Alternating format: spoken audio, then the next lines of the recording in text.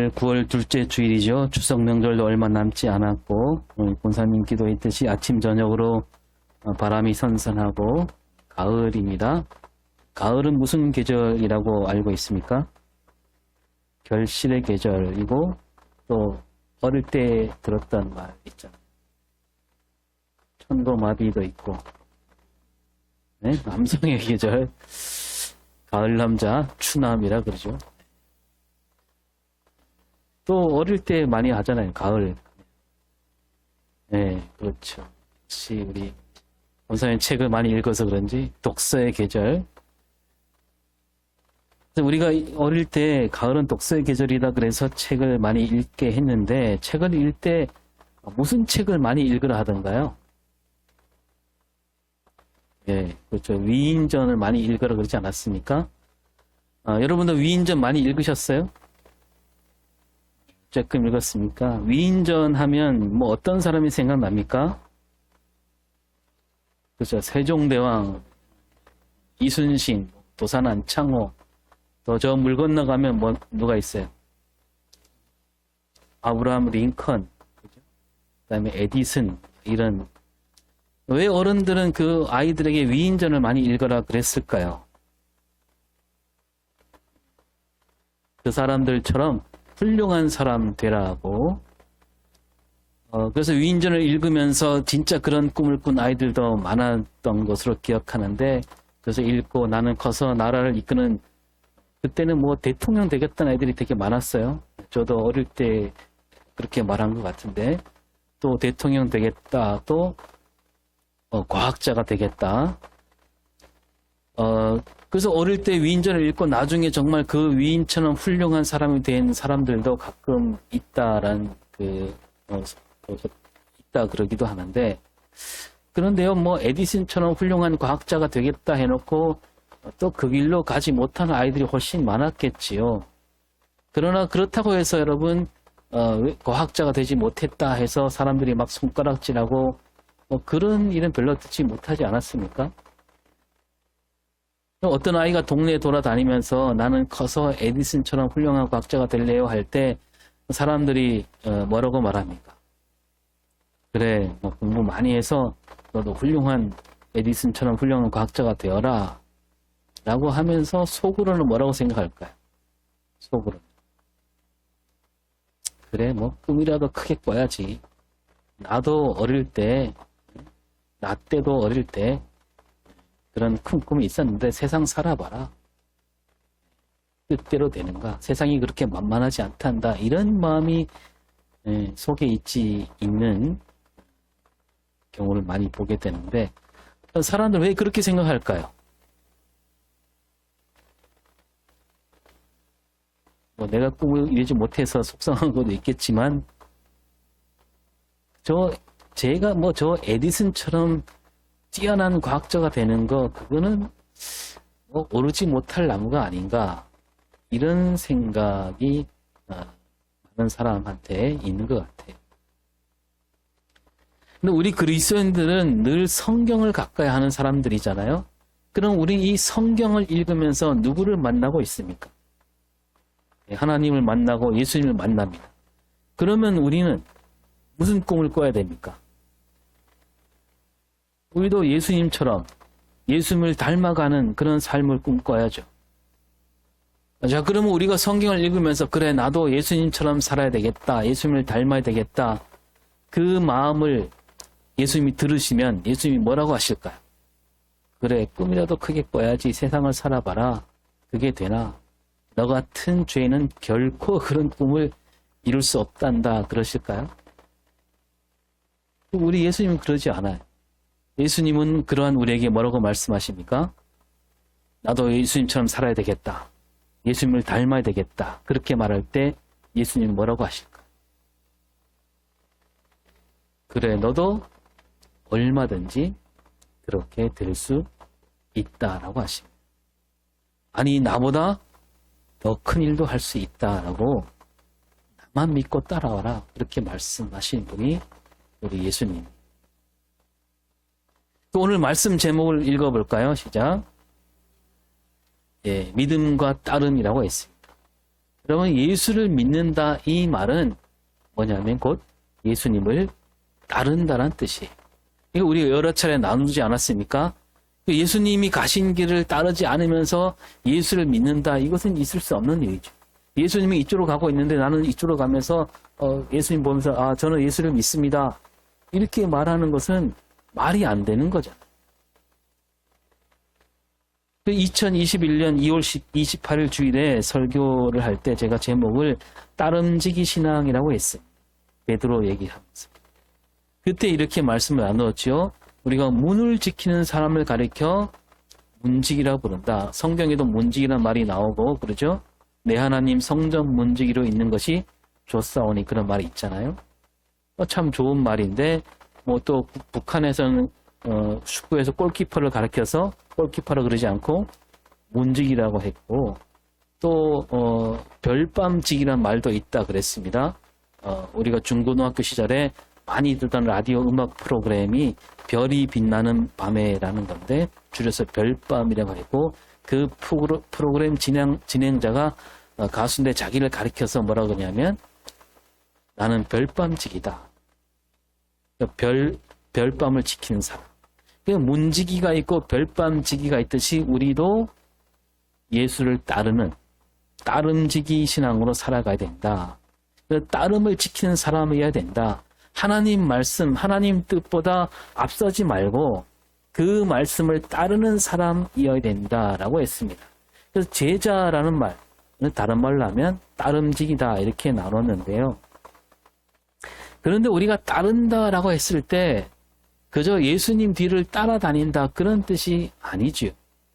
예수님을 따른다 이 말은 뭡니까? 앞에 잠깐 말씀드린 대로 예수님을 따른다는 말은 예수님처럼 살겠다는 얘기예요.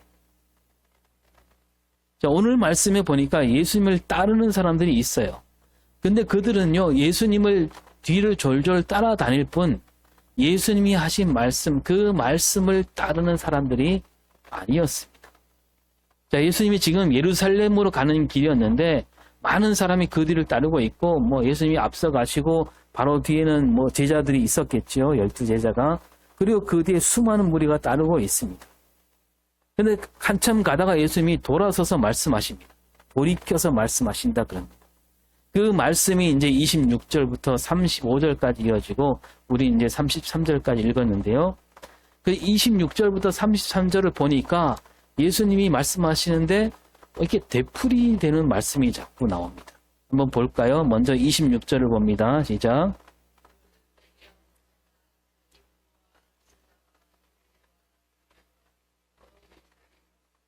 미워하지 아니하면 능히 내 제자가 되지 못하고. 예, 이렇게 말씀하시고, 또 바로 이어서 27절을 볼까요? 자기 십자가를 지고 나를 따르지 않는 자도 능히 내 제자가 되지 못하리라. 예, 바로 그 뒤에는 이제 28절부터 32절은 두 가지 비유가 나오고, 33절을 한번 보겠습니다. 지 너희 중에 누구든지 자기의 모든 소유를 버리지 아니하면 능히 내 제자가 되지 못하리라. 예. 자, 예수님이 어떤 말씀을 자꾸 되풀이하고 있습니까? 능히 내 제자가 되지 못하리라, 3번이나 말씀하셔요. 그게 뭐냐면 예수님이 말씀하시기를, 예수님을 따라오는 사람들에게 말씀하시기를 나를 따른다고 해서 다 제자가 아니다라는 말씀이죠. 다시 말하면 나를 따르려거든 그냥 따르지 말고 제자로서 따라라, 제대로 따르라, 그런 말씀이에요. 예수님을 따라오고 있는 사람들은 뭐냐면 제자로서 따라오는 게 아니라 뭔가 다른 뜻을 갖고 따라오고 있다라는 그런 말씀이죠. 우리가 알듯이 여기 예수님을 따라왔던 이 사람들 모두 예수님이 십자가에 달리실 때는 어떻게 했어요? 다 흩어졌잖아요. 심지어 이 가운데는 십자가의 못박으로 소리치는 사람들도 있었습니다. 그리고 예수님을 가까이 따르던 제자들이라고 하는 그 사람들조차도 다 예수님 곁을 떠났습니다. 십자가에 달리실 때. 그러니까 지금 이 예수님 뒤에 예수님을 따라오던 사람들 가운데, 그 많은 사람들 가운데 예수님을 제대로 따르는 사람, 참된 제자는 한 사람도 없었다는 얘기가 되는 거죠. 예수님도 다 알고 계십니다. 이 사람들이 지금 나를 따라하고 있지만 어떤 마음으로 따라하고 있는지 예수님이 다 알고 계시고 그 속을 꿰뚫어 보시고 말씀하시는 거예요. 나를 따른다면, 진정 제자로 따른다면 이러이러해야 된다라고 이제 세 가지로 말씀하시거든요. 그래도 그 세 가지가 앞에 읽은 26절과 27절 그리고 33절에 하나씩 나오고 있습니다. 이거 한마디로 하면 뭐냐면 예수님을 따르는 일, 나를 따르는 일은 그것은 결코 쉽지 않다라는 얘기예요. 오늘 이 세 가지를 살펴보기 앞서서 예수님이 그 중간에 말씀하신 비유를 먼저 보겠습니다. 예수님이 사람들이 알아듣기 쉽도록 두 가지 비유를 말씀하시는데 하나는 이 망대를 세우는 일, 또 하나는 싸움터에 나가는 일을 말하고 있습니다. 먼저 망대를 세우는 일을 보면요. 28절을 봅니다.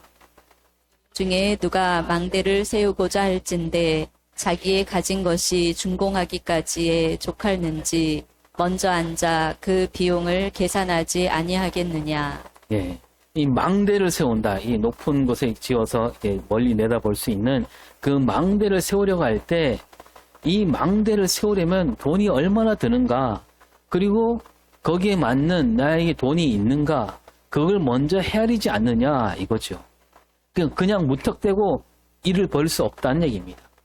그 망대가 먼저 있는 집에 가서 이거 짓는데 얼마가 들었는가, 언제 지었는가 알아보고, 그러면 지금 요즘 시세로는 얼마나 차이가 있는가 다 헤아려 본 다음에 삽을 들어야 한다. 그야말로 상식을 이제 들어서 말씀하고 있습니다.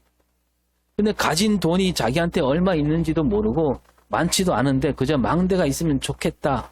그래서 망대를 세운 집을 보니까 참 좋아 보니까 그것만 생각하고 일을 벌이다가는 그냥 터 다지기만 하다가 끝날 수 있다. 그런 말씀이죠.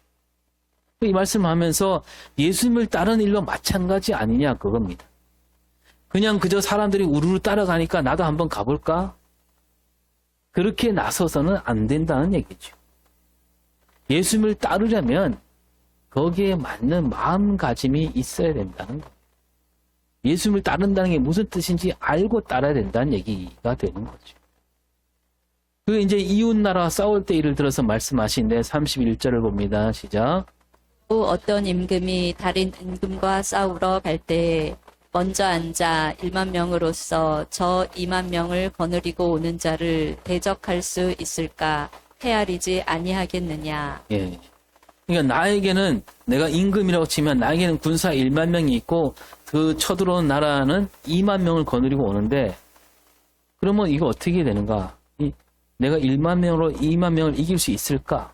이기려면 어떻게 해야 되는가? 먼저 헤아려야 되지 않겠느냐 그겁니다. 그리고 32절에 뭐라고 합니까? 일 못할 터이면 그가 아직 멀리 있을 때 사신을 보내어 화친을 청할지니라. 예.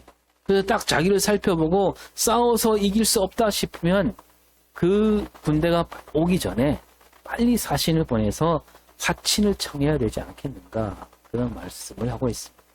이게 뭐냐면 예수님을 따른다는 것도 제자가 되는 것도 이와 비슷하다는 얘기입니다. 마치 1만 명 군사로 2만 명과 싸워야 하는 싸움이라는 거예요. 쉽게 이길 수 없는 싸움이라는 얘기죠. 나에게 돈이 얼마나 있는지 살핀 다음에 망대를 세워야 되고 적과 싸워 이길 수 있는 살핀 다음에 싸워라. 이 두 가지 비유는 뭐냐면 모두 먼저 예수님을 따르기 앞서서 나 자신을 돌아보란 얘기입니다. 나에게 망대를 세울 수 있는 넉넉한 돈이 있다면 얼마든지 망대를 세울 수 있고 다가오는 적들이 우리보다 많다 할지라도 싸워 이길 수 있는 힘이나 그런 어떤 방법이 있을 때 나가서 싸워라. 예수님을 따르고자 할 때 먼저 내가 그렇게 할 수 있는가, 그런 마음이 있는가를 살펴야 된다는 겁니다. 예수님을 따를 때 뭐 꼭 돈이 있어야 되고 싸울 힘이 있어야 된다 그런 뜻이 아니라 여기서 말하는 돈과 힘은 뭐냐면 내 마음가짐을 말하는 겁니다. 예수님을 따르려면 내 안에 준비된 마음가짐이 있어야 한다는 그런 뜻으로 이 비유를 말씀하시는 거죠. 그럼 그렇다면 어떤 마음가짐이 있어야 되는가? 어떤 마음가짐이 있어야 되는가? 라고 할 때 그 앞에 잠깐 말씀드린 대로 그 마음가짐을 세 가지로 나눠 말씀하고 있는 거예요. 첫 번째 마음가짐이 읽었지만 다시 26절을 봅니다. 시작. 무릇 내게 오는 자가 자기 부모와 처자와 형제와 자매와 더욱이 자기 목숨까지 미워하지 아니하면 능히 내 제자가 되지 못하고. 예, 뭐예요? 자기 부모, 처자, 형제를 미워하지 않으면 예수님의 제자가 될 수 없다란 말이죠. 거기에 또 자기 목숨까지 미워할 수 있어야 된다 그럽니다. 이 말을 뭐 내 가족을 미워하는 사람만 나에게 와라 그런 뜻이 아니지. 그러면 이 말씀은 지난 7월 9일 주일에도 나눈 말씀이기도 합니다.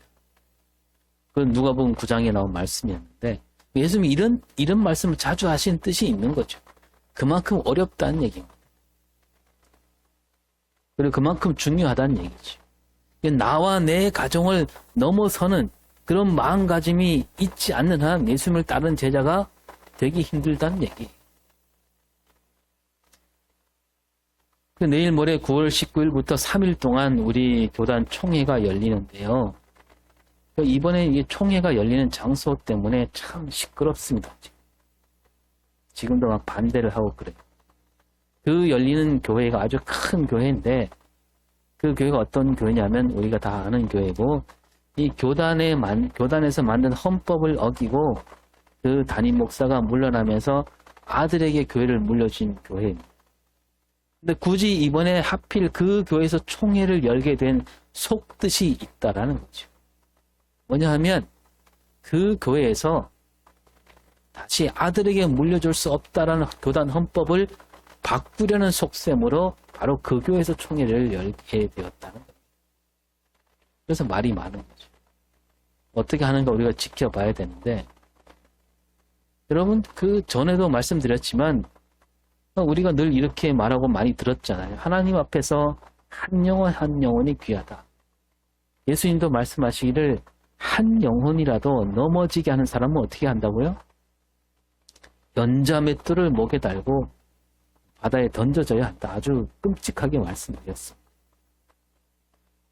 여러분 담임 목사가 아들에게 교회를 물려주었을 때 그 교인 가운데 한 사람이라도 마음에 시험이 들겠다 싶으면 그거 하지 말아야 되지 않겠습니까? 우리 교단 헌법에 교회를 아들에게 물려주지 말라 그런 법이 없다 하더라도 누군가 그 일로 말미암아 마음의 상처를 입겠다 싶으면 하지 말아야죠. 목사도 사람이니까 아들을 생각하는 마음, 뭐 부모 마음이 그럴 수 있습니다. 자기 아들이 좀 번듯한 교회, 좀 갖춰진 교회, 큰 교회에서 목회하기를 부모로서 바랄 수 있겠지요. 이런 목회가 뭐 쉽지 않잖아요. 저보다 다른 사람이 모여 있고 그 사람들 마음을 하나하나 살피는 거, 뭐 이것만 해도 엄청 힘든 일이에요. 뭐 이쪽에 눈길을 주면 저쪽이 섭섭해하고 또 저쪽을 보면 이쪽이 섭섭해하고 그리고 뭐 한번 서운한 마음이 들면 정말 다시 돌이키기가 정말 어렵잖아요. 그래서 교회 안에서 가장 크고 가장 센 마귀가 있다. 그 마귀 이름이 뭐라고요? 섭섭마귀라 그러죠. 이 섭섭마귀가 들어오면 교회 안에 들어오면 좀처럼 물러가지 않습니다. 근데 큰 교회나 작은 교회나 다 사람이 모인 곳이니까 그런 섭섭마귀가 있기 마련이고 그 섭섭마귀와 맞서서 싸우려면 엄청난 에너지를 쏟아야 됩니다. 근데 거기에다가 교회가 작아서 물질로도 어려움을 겪게 된다면 그걸 지켜보는 이미 목사로서 일을 겪은 그 부모 마음이 좋지 않겠지요. 그래서 그거 다 아니까 좀 큰 교회에 물려주고 싶은 마음이 있을 거예요. 그렇지만 우리는 예수님을 따르는 제자입니다. 제자라면 넘어서야죠. 자기 가족을 넘어서지 않고 어떻게 제자가 될 수 있으며 자기 가족을 넘어서지 않고 어떻게 그리스도인이 될 수 있고 하물며 어떻게 목사가 되겠는가. 여러분 하나님께서 우리를 세상에 보내실 때 가정을 들어서 보내셨습니다. 우리에게 가정을 주신 뜻이 뭐라고 했습니까? 제가 몇 차례 말씀을 나눴는데 그래 네 가정 잘 돌봐서 다른 건 몰라도 네 가정만큼은 남부럽지 않게 일궈라. 그런 뜻으로 가정을 주셨을까요?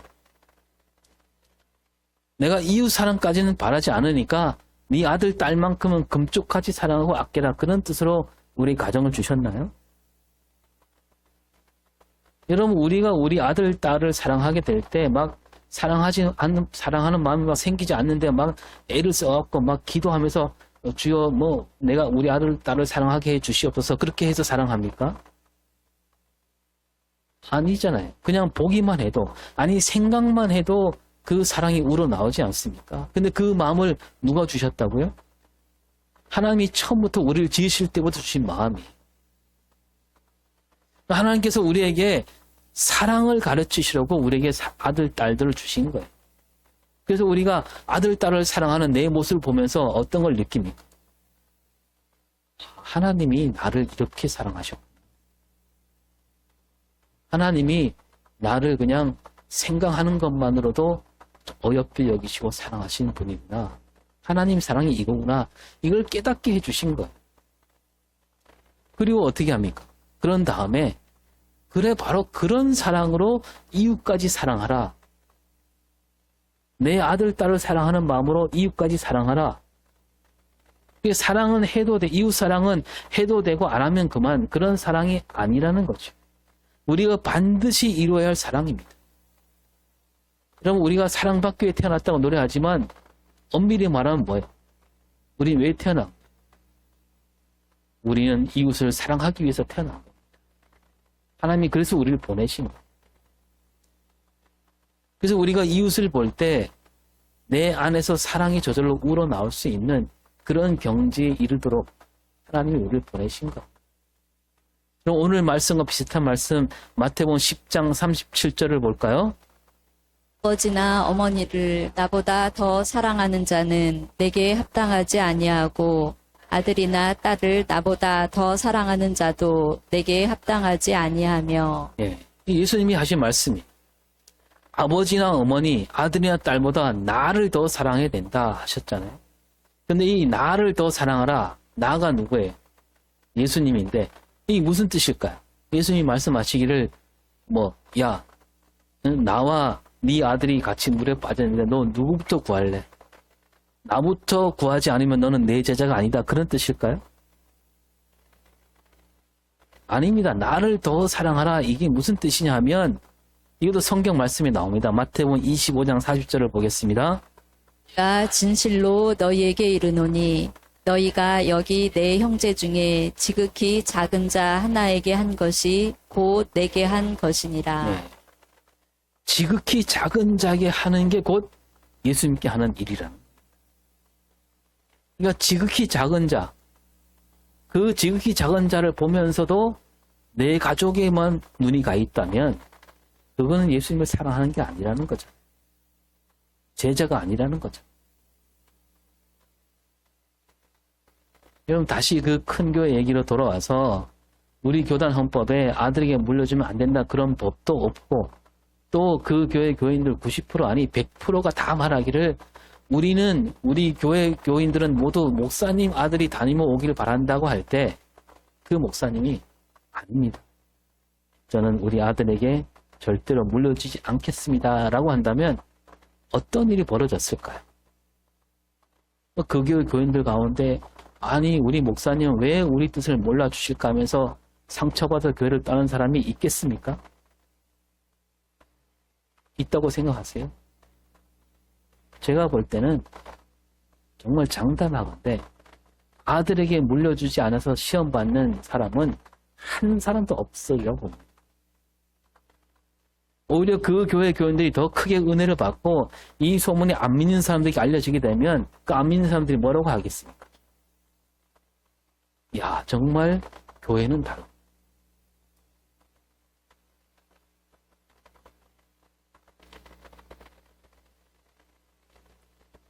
예수 믿는 사람은 다르구나. 그렇게 말하지 않을까요? 여러분 오늘 본문 말씀에 나오는 예수님을 따르던 많은 사람, 그들은 왜 예수님을 따랐을까요? 그들은요, 예수님이 하신 말씀으로 비춰볼 때 자기 부모, 자기 형제, 자기 아들, 딸, 그리고 자기 자신을 위해서 따른 사람들이. 그래서 저분을 따라가면 우리 가정이 잘 되겠지. 우리 아들, 딸이 큰 복을 받겠지. 지금보다 더 넉넉해지지 않을까. 그런 마음과 따르는 거예요. 심지어 예수님 제자들도 자기들이 꾸는 꿈, 자기들이 바라는 세상, 그거 이루려고 예수님을 따라 나선 겁니다. 여러분, 제자들은 좀 낫다고 볼 수 있잖아요. 자기 일을 버리긴 했어요. 어부였다가 따라왔습니다. 가족을 떠났습니다. 자기 일을 다 버렸습니다. 언뜻 보면 야 정말 예수님 제자답구나 할 수 있는데, 그러나 그 속을 들여다보면 그들도 크게 다르지 않았다는 거죠. 그들 자기 자신을 넘어서지 못했습니다.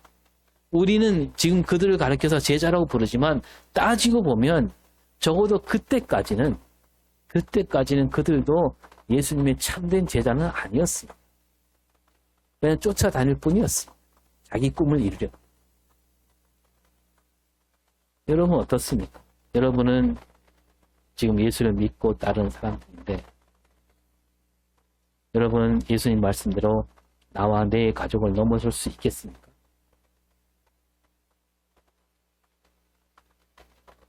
나는 그럴 수 없다. 그럴 자신이 없다. 그렇게까지 하고 싶진 않다.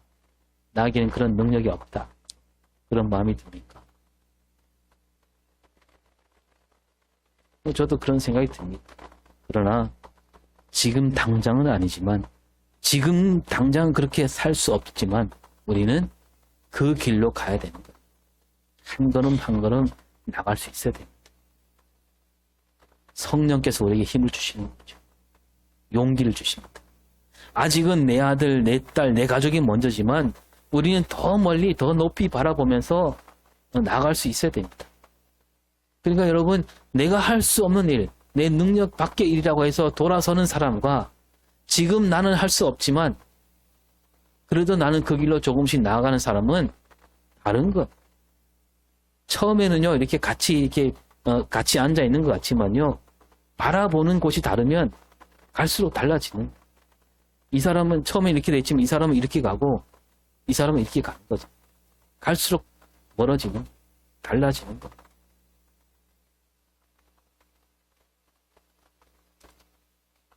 또 예수님이 두 번째로 말씀하십니다. 27절 시작. 자기 십자가를 지고 나를 따르지 않는 자도 능히 내 제자가 되지 못하리라. 이 말씀도 예수님이 자주 하신 말씀이죠. 자기 십자가를 져야만 제자가 될 수 있다. 그럼 자기 십자가 무슨 뜻이야? 이 십자가에 담긴 뜻이 많잖아요. 여러 가지로 말할 수 있는데 뭐 이렇게만 보겠습니다. 십자가는 희생과 죽음을 가리키죠. 누구를 희생하는 것?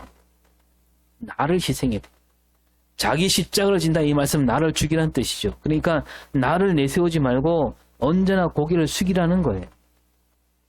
뭐 안 믿는 사람들 그렇게 말하잖아요. 벼는 익을수록 고개를 숙인다 그러는데, 우리는 예수를 믿는 사람인데, 십자가 지신 예수를 믿는 사람인데, 내 자존심, 내 생각, 내 뜻을 결코 앞세우지 말라는 얘기입니다. 내 목소리를 높이지 말라는 얘기. 나를 내세우지 말고 먼저 하나님 뜻을 앞세워야 된다는 거죠. 예수님이 본보기가 되어주셨잖아요. 여러분, 예수님 어떤 분이에요? 예수님은 늘 하나님 뜻대로 사는 분이에요. 그런데 여러분 어떻게 기도합니까? 겟세마네 동산에서 이 잔을 내게서 옮겨달라. 이 잔을 옮겨달라. 이 말씀도 가만히 따져보면 예수님이 무슨 다른 욕심이 있어가고 하는 말씀이 아니잖아요. 내 마음대로 살겠다는 그런 뜻을 하신 말씀도 아니에요. 하나님께서 그렇게 해주길 바라는 기도인데, 그런데도 예수님은 뭐라고 말씀하시냐면, 기도하냐면, 내 원대로 마시었고 아버지 뜻대로 하옵소서. 그 십자가를 진다는 이 말은 언제나 하나님 뜻만을 앞세우며 산다는 얘기예요. 하나님 뜻을 앞세울 때 우리는 나보다 남을 낮게 여기는 삶이 되는 거죠. 그래서 여러분, 자꾸 우리 일상생활에서도 자꾸 다른 사람을 세워주는 일에 힘쓸 수 있어야 돼요. 내 생각이 정말 그렇듯하지만, 내 생각이 정말 바른 것 같지만, 이럴 때는 내 생각대로 하면, 내가 해봤으니까, 저는 저거 해봤는데 내 생각대로 하면 참 좋겠지만, 그때마다 여러분 한번 참고 내 생각을 내려놓고 다른 사람이 하는 말을 한번 들어주고 그 사람 생각을 높여주고 그래 뭐 그렇게 해봅시다. 그게 십자가를 지는 거고. 그럴 수 있어야 돼요. 예수 믿는 사람. 그리고 또 이런 사람들이 가끔 있어요. 하나님께서 나에게 이렇게 말씀하셨다. 그래서 막 이건 내 생각이 아니라 하나님이 나에게 주신 말씀입니다. 하나님이 나에게 이런 마음을 주셨다. 이렇게 막 함부로 얘기하는 사람들도 있습니다. 여러분 그렇게 말하는 사람이요. 좀 위험한 사람이에요. 그 말이 정말 하나님이 주신 말씀일까? 그 마음이 정말 하나님이 주신 마음일까? 그러면 자기 생각일 수 있거든요. 자기 생각을 하나님 이름에 갖다 붙이는 그런 말이 될 수도 있다는 거예요. 여러분도 마찬가지예요. 나도 그럴 수 있어요. 기도하다가 문득 뭔가 깨닫게 해주시기도 하고 막 그런 목소리가 들리기도 하고 그런 마음이 확 올 때도 있습니다. 그런데 그거 갖고 밖에 나가서 사람들 앞에서 함부로 막 얘기하면 안 된다는 겁니다. 그리고 그게 하나님이 주신 말씀이 아닐 수도 있어요. 그저 내 속에서 떠오르는 생각일 수도 있습니다. 그런 마음가짐이 있어야 돼요. 이게 내 생각일 수도 있겠다. 그럴 땐 이렇게 해야 돼요. 뭔가 문득 깨닫게 되고 어떤 목소리가 들리고 어떤 마음을 주셨을 때 바로 말하지 말고요. 조용한 곳에 가서 말씀을 펴놓고 하나님께 다시 여쭤야 돼요. 하나님, 지금 내가 이런 생각이 들었는데 이게 정말로 하나님이 주신 마음입니까? 이런 시간을 2번, 3번 자꾸 여쭤야 돼요. 그렇게 여쭙는데 그래도 같은 마음일 때 이게 하나님이 주신 마음이구나. 그러니까 여러분 내 생각, 내 뜻을 앞서지 않도록 늘 나를 낮춰야 돼요. 늘 나를 샅샅이 살펴야 돼요. 그게 자기 십자가를 지는 첫 발걸음이에요. 또 3번째 주신 말씀을 볼까요? 33절입니다. 이와 같이 너희 중에 누구든지 자기의 모든 소유를 버리지 아니하면 능히 내 제자가 되지 못하리라. 예. 뭐 이런 말씀도 예수님이 여러 차례 비슷하게 많이 말씀하셨지. 예수님이 제자가 되려면 모름지기 뭘 버려야 된다고요? 자기 소유, 그냥 소유가 아니고 모든 소유를 버려야 된다. 근데 이건 모든 소유를 버린다고 해서 쓰레기처럼 버린다 그런 뜻이야. 이게 뭐냐면 나한테 있는 거, 나에게 있는 모든 것, 이 모든 것을 내 것으로 여기지 말라는 얘기죠. 뭡니까? 나에게 있는 게 다 누구 거예요? 하나님 것이잖아요. 여러분 11조에 담긴 뜻이 그렇다 그랬죠. 그게 뭐예요? 우리가 100만 원을 벌었는데 10만 원을 함께 드리는 이유가 뭐예요? 10만 원은 하나님 것이고 나머지 90만 원은 내 맘대로 써도 된다 그런 뜻입니까? 그게 아니잖아요. 이 100만 원 모두가 하나님이 주신 것임을 내가 잊지 않겠습니다 라는 뜻으로 11조를 드리는. 나에게 있는 건 뭐 돈뿐만 아니라 우리 가정, 우리 아들, 딸, 심지어 내 생명까지도 다 내 것이 아니고 하나님이 나에게 맡겨주신 것이다. 그런 마음가짐 얘기하는 거죠. 그리고 초대교회 그리스도인들이 어떻게 했습니까? 사도행전 4장 32절 보겠습니다. 믿는 우리가 한 마음과 한 뜻이 되어 모든 물건을 서로 통용하고 자기 재물을 조금이라도 자기 것이라 하는 이가 하나도 없더라. 예. 이 초대교회 그리스도인들은 모든 물건을 서로 나누어 썼다는 거 아니에요. 내 것, 네 것 따로 있지 않았다는 거예요. 조금이라도 내 것만을 챙겨난 사람들은 그 초대교회 안에 들어올 수 없었다는 얘기예요. 그래서 아나니아와 삽비라는 뭡니까? 자기 재물을 다 버리지 못했어요. 하나도 안 버린 게 아니라 조금만 내어놓고 조금만 남겨놓은 거죠. 초대교회 그리스도인들은 진짜로 제자였던 거죠. 오늘 우리가 사는 세상은 어떻습니까? 더 많이 가지려는 사람들로 가득하고 자기 소유를 버리지 못하잖아요. 아니 버릴 생각도 없어요. 그저 더 많이 가지는 게 최고라고 생각해요. 심지어 이렇게 생각하기도 하죠. 하나님께서 복을 주셔서 나는 이렇게 큰 부자가 되었다. 그래서 성경 어디에도 그런 말씀이 없어요. 하나님께서 재물이라는 복을 주신다 그렇게 말씀하지 않습니다. 솔로몬 얘기하는데 여러분 솔로몬이 큰 부귀 영화를 누렸지만 솔로몬이 처음부터 그걸 바랐습니까? 하나님 나에게 그런 복을 주십시오. 그렇게 했나요? 솔로몬도 처음에 부귀 영화가 복이라고 생각 안 했어요. 하나님을 가까이 하는 것, 그게 복이잖아요. 하나님을 가까이 하니까 그 결과로 하나님이 주신 거지. 그래서 자기 모든 소유를 하나님 것이라고 여기지 않는 사람은 하나님과 가까이 하는 사람이라 할 수 없는 거예요. 따라서 자기 모든 소유를 버리지 않는 사람을 가리켜 우리는 복받은 사람이라고 할 수 없다는 얘기예요. 우리는 모두 예수 믿는 사람들이 예수를 믿는다 이 말은 앞에 말씀드린 대로 예수를 따른다라는 말과 똑같은 말이다. 예수 믿으세요. 우리가 나가서 예수 믿으세요. 이 말은 무슨 말이에요? 뭘로 바꿀 수 있어요? 예수님 제자가 됩시다. 그 말과 똑같은 말이에요. 예수 믿으세요. 이 말을 풀었으면 뭡니까? 오늘 말씀대로 부모와 처자와 형제와 자매와 아들, 딸을 넘어서야 한다는 말씀과 같은 거예요. 예수 믿으세요. 이 말은 자기 십자가를 져야 한다는 말과 같은 거예요. 예수 믿으세요. 이 말은 자기 모든 소유를 버리세요. 이 말과 같은 말인 거예요. 그러니까 여러분 예수 믿는 게 쉽지 않다는 거죠. 예수 믿으세요. 이 말은 예수님이 가신 길로 갑시다. 그 말과 같은 거예요. 여러분 내가 정말 제대로 믿고 있는가? 그거 알고 싶다면 지금 내가 가고 있는 길이 예수님이 가신 길로 가고 있는가 한번 살펴볼 수 있길 바랍니다. 오늘 이 말씀에 비추어서 예수 믿는 사람으로서 부끄럽지 않게 예수님을 따르는 사람으로서 부끄럽지 않게 살아가는 저와 여러분이 될 수 있기를 바랍니다.